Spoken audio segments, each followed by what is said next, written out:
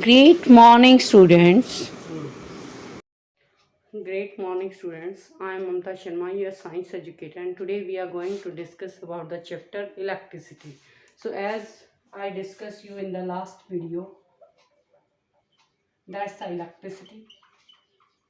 In the last video, we discussed about the series. Series का arrangement क्या होता है, पैरेलल अरेंजमेंट क्या होता है, and what are the different resistance area. Resistance means resistance के टू टाइप्स होते हैं. One is variable resistance, second is the constant resistance, constant और fix resistance. Means variable that change its value according to the value of the length and breadth. ठीक है, जो आपका length होती है कंडक्टर की और एरिया होता है, it will depend on that factors. Means variable will depends its value on length and area of the conductor. Okay, so that is a constant resistance. Constant resistance means its value will does not depends on the these factors. इन factors पे इसकी value depend नहीं करती. So we will talk about this thing. तो as you know very well, last time I made you understand कि जो आपका resistance होता है सीरीज के केस में, वो आपका किस पे डिपेंड करता है. It will depend on potential difference पे डिपेंड करेगा. It will depend on potential difference पे डिपेंड करेगा. जितना पोटेंशियल डिफरेंस में इंक्रीज होगा या डिक्रीज होगा, that word would be takes place due to the change in the register. ठीक है, रेजिस्टेंस के चेंज के ऊपर डिपेंड करेगा.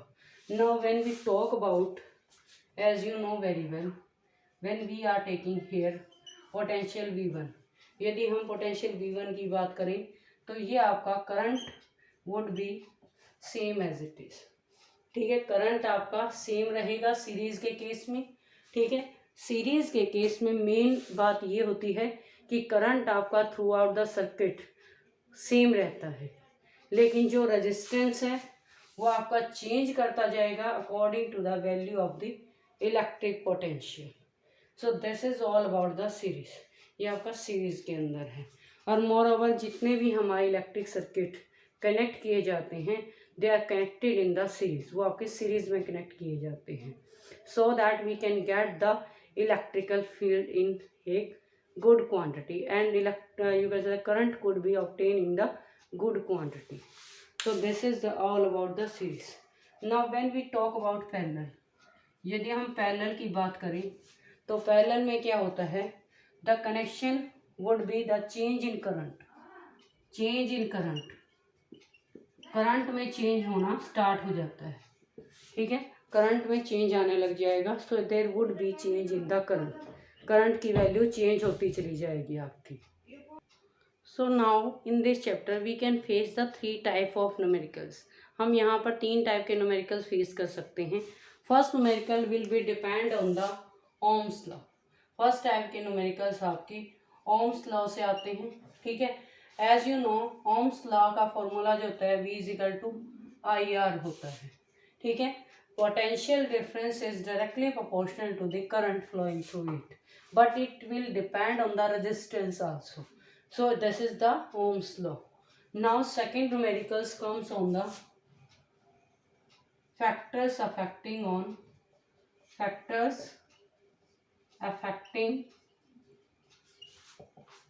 on resistance. So beta some of the numericals are coming on this topic also. इस topic से भी आपके बहुत सारे न्यूमेरिकल आते हैं. For example, resistance is directly proportional to length and inversely proportional to area. So here you can find the value of ये proportionality constant you will remove. यहाँ पर ये proportionality constant आपको हटा करके you will add the rho. यहाँ पर आपको rho की वैल्यू ऐड करनी पड़ेगी. So it would be the value of the resistance. Now यहाँ पर ये आपकी रेजिस्टिविटी होती है और ये आपका रेजिस्टेंस है, ये आपकी लेंथ है, ये आपका एरिया है. So these are the basic things that help to find out. Now here we get the different things, different type के न्यूमेरिकल्स आते हैं. फॉर एग्जाम्पल यदि कंडक्टर की लेंथ आप डबल कर देते हो, कंडक्टर की लेंथ आप डबल कर दोगे तो क्या इफेक्ट होगा रेजिस्टेंस पे. ठीक है, यदि आप एरिया को हाफ कर देते हो, एरिया को यदि हाफ कर देते हो तब रेजिस्टेंस क्या होगा आपका. So all that type of problems are coming from this type of numericals. So in this way we can say कि जो आपके लेंथ होती है, यू कैन से रजिस्टिविटी आपको दे दी जाएगी. जैसा कि आपको बताया गया है कि जो रजिस्टिविटी होती है, रजिस्टिविटी की वैल्यू, रजिस्टिविटी वैल्यू जो आपकी मिनिमम होती है, मिनिमम आपकी कंडक्टर के केस में होती है. ठीक है, और मैक्सिमम आपकी इंसुलेटर के केस में होती है. So these are the two terms we have learned in the chapter. ये सारी टर्म्स हमने चैप्टर में रीड किए हैं. और moreover we have learned about the charge also. Charge के बारे में हमने पढ़ा है, प्रॉपर्टीज ऑफ चार्जेस हमने पढ़ा है, प्रॉपर्टी ऑफ चार्जेस पढ़ा है. We learn about the current, current की वैल्यू को भी हमने पढ़ा है. So all these numericals can be asked by the examiner at any time. So we have to prepare these numericals at our level. हमें ये न्यूमेरिकल्स अपने level पे तैयार करने पड़ेंगे. For example when we are taking about the different things, यदि हम charge की बात करें तो जो चार्ज होता है वो आपका क्या होता है, इट विल